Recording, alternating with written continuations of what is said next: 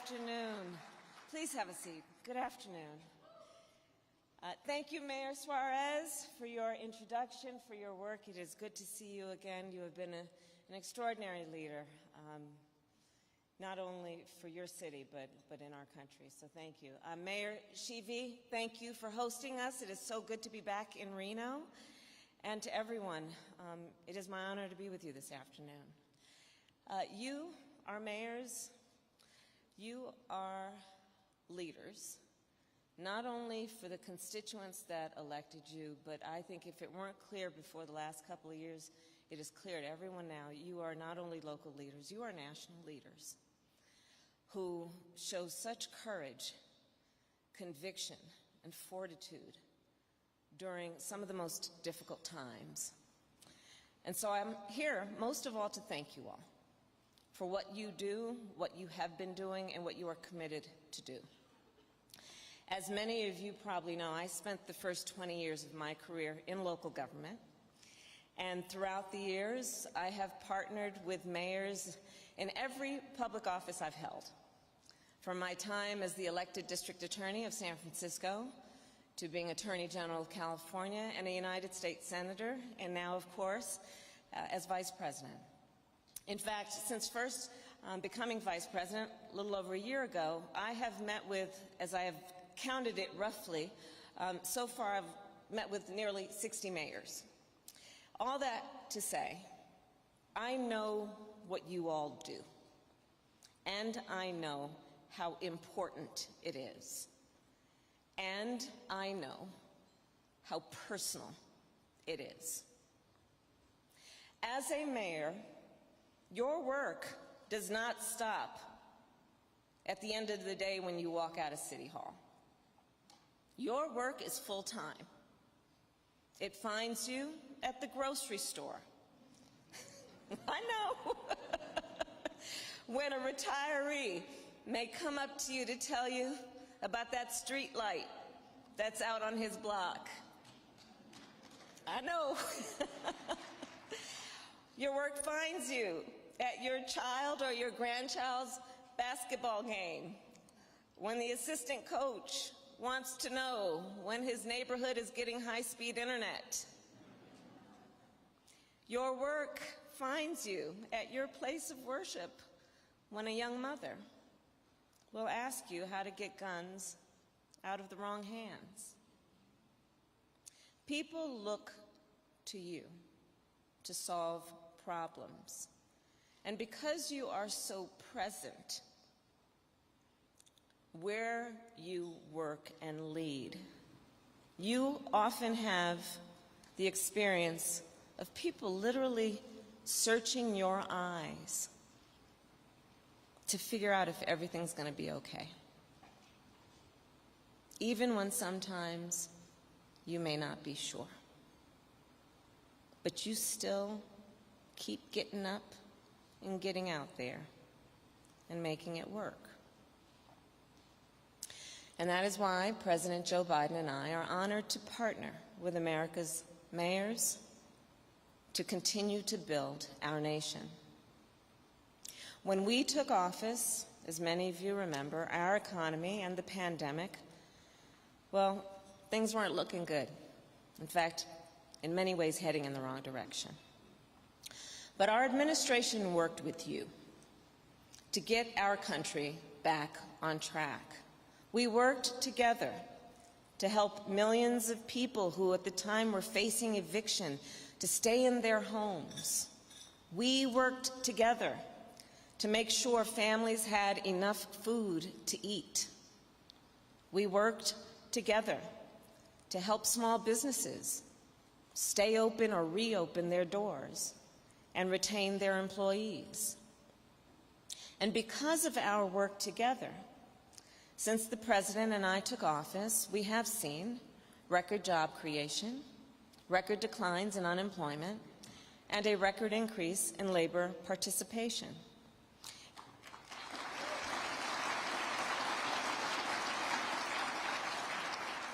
Just yesterday, in fact, we learned that the long-term health of our Medicare and Social Security programs is stronger than it was a year ago.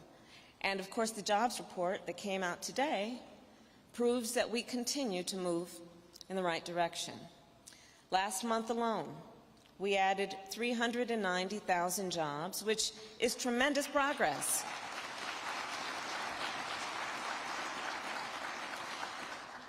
And happening as we see a shift from recovery to sustainable economic growth.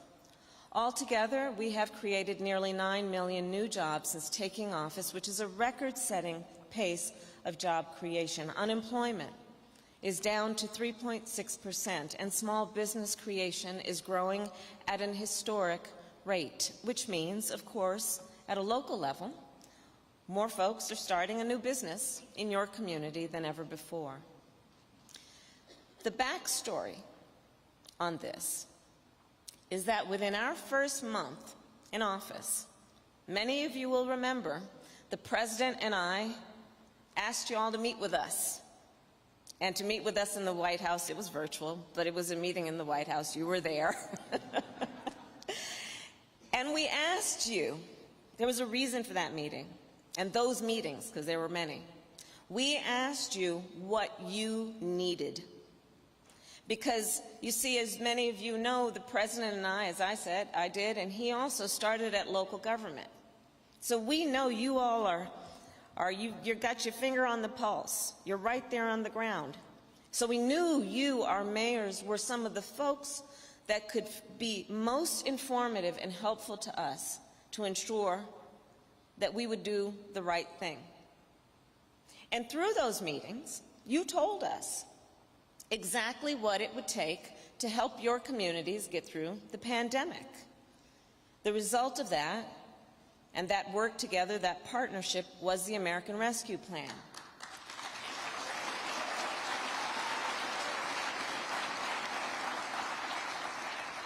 The ARP, I'm spending time in D.C., we now got a lot of acronyms, so I'm going to say ARP, but it's the American Rescue Plan. One of the things that we talked about with you, and we knew has, in many policy initiatives, been an issue, and we needed to deal with it. The ARP dealt with one of these issues, which is the need to make sure there would be direct funding to cities.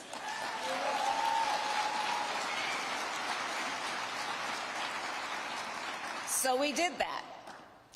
And we did that because we also knew why it is important.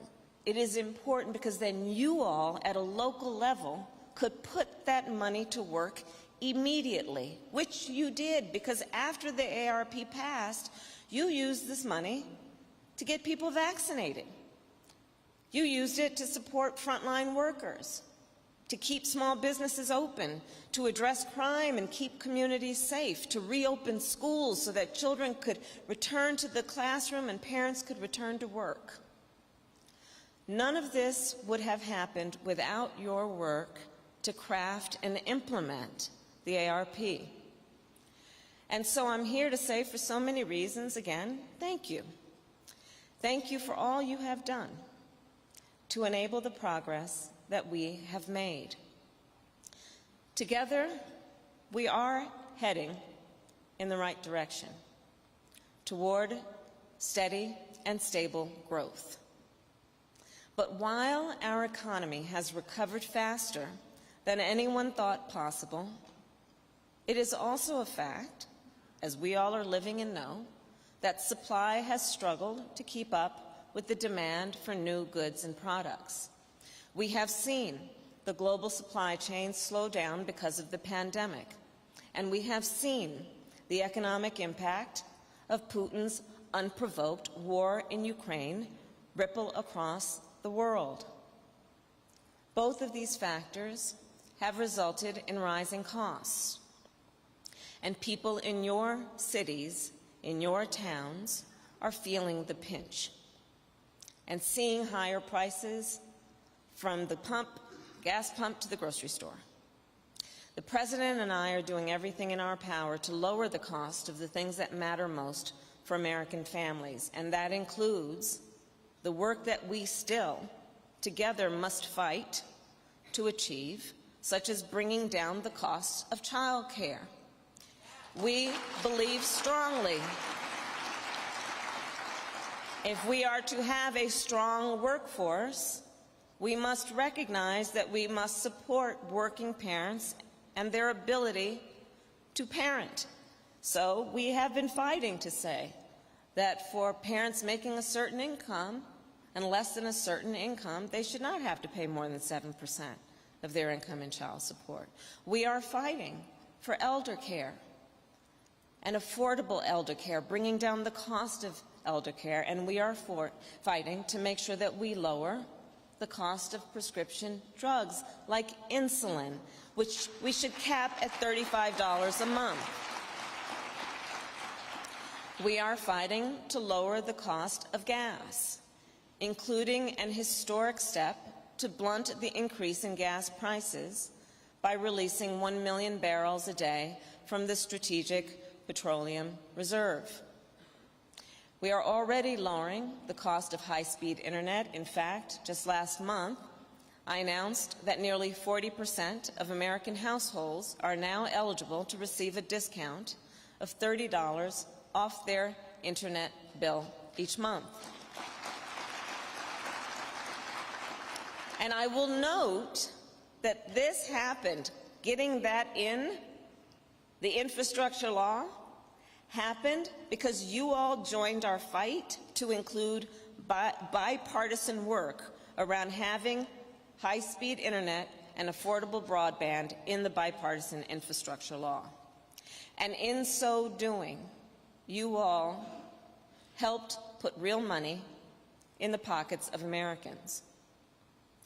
As a mayor, you understand how much rising costs impact members of your community, because again, you are deeply connected to the day-to-day lives of your constituents. You see firsthand how these costs create uncertainty about the future for many people. This uncertainty is made worse by the existential challenges that societies around the world right now are grappling with. As Vice President, I have met with dozens of world leaders and have traveled to many places to sit down and meet with our allies and our partners. And I can tell you this, there is a sense among all that we currently live in an unsettled world. We see this most clearly in Ukraine, where the long-established principles of sovereignty and territorial integrity now rest on shaky ground. And we also see it here at home. We also see it here at home, where we are once again forced to defend fundamental principles that we hoped were well established. Principles like the freedom to vote, the rights of women to make decisions about their own bodies,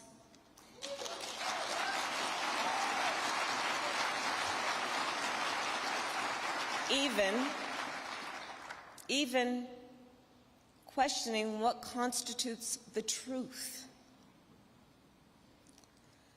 The American people are grappling with these issues at a time when they also face immediate concerns about safety and security, and about attacks on their communities that keep happening again and again. Mayors, you step up when horrific acts of violence shake us to our core. And you see firsthand how the hate that fuels these acts is manifesting itself in our communities. There's a through line from what happened at Tops Market in Buffalo to what happened at those spas and parlors across Atlanta, at Pulse nightclub in Orlando, at the Tree of Life Synagogue in Pittsburgh. Our country is facing what might be considered an epidemic of hate, where people are being targeted just because of who they are, because of their race, because of their ethnicity, their gender, their religion, their sexual orientation. This, then, is a moment that requires all of us as leaders, as citizens of a society, a civil society, to stand up and say, enough is enough.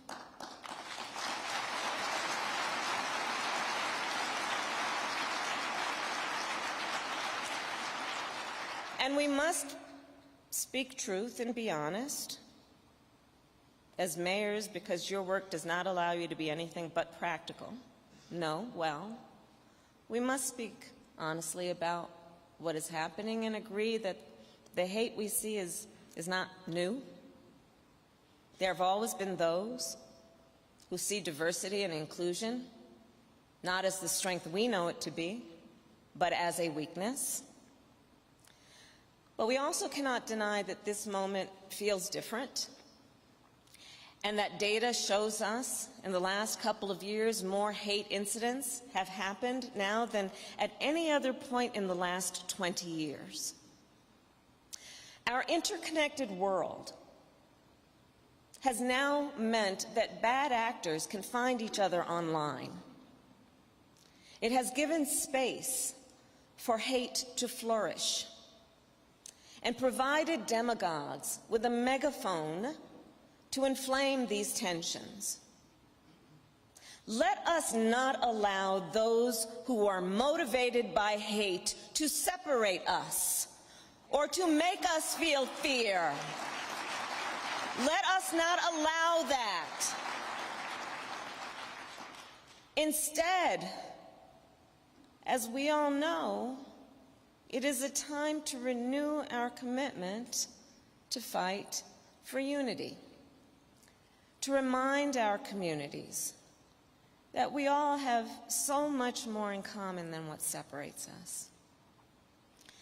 That if we are to maximize our strength as a nation, we must find a way to commit to come together with a principle that includes believing that a harm against any one of us is a harm against all of us, and therefore that no one should be made to fight alone. To combat hate, we cannot be silent, and we must have the courage to speak truth about what fuels these crimes as we work to come together as a society. And so let us speak out. No 86-year-old should fear for her safety to go to the grocery store. No 9-year-old should be afraid to go to school. And no 18-year-old should be able to buy a weapon of war.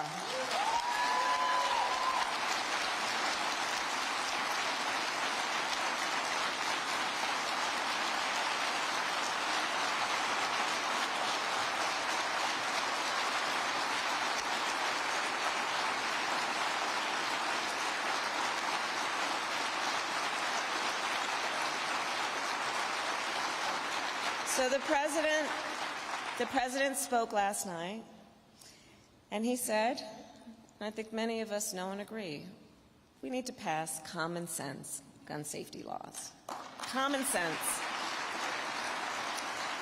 We need to take action, and we know it is even more clear this day, just after the massacre of those 19 babies in Uvalde, after the killing just 2 days ago in Tulsa of 4 people, and after the countless lives lost to gun violence every day on streets across America. So it's clear that we must renew the assault weapons ban. We must expand background checks. We must repeal the liability shield that protects gun manufacturers, and we must pass red flag laws to prevent people from possessing firearms if they are a danger to themselves or others.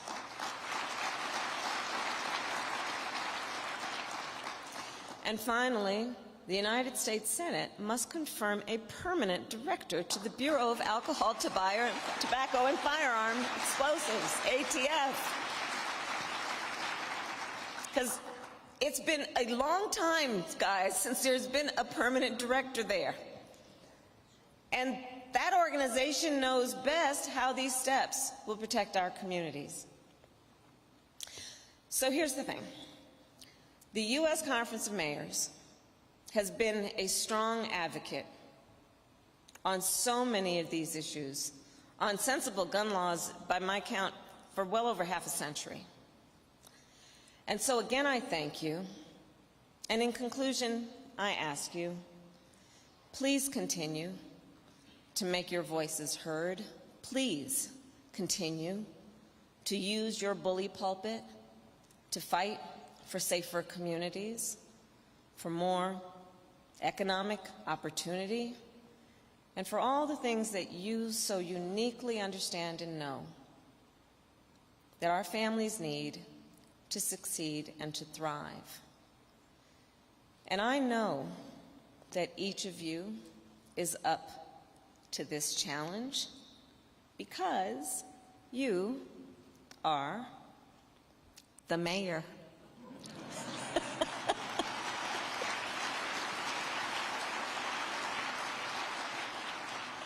You deliver each and every day, and you always get the job done. God bless our mayors, and God bless America. Thank you.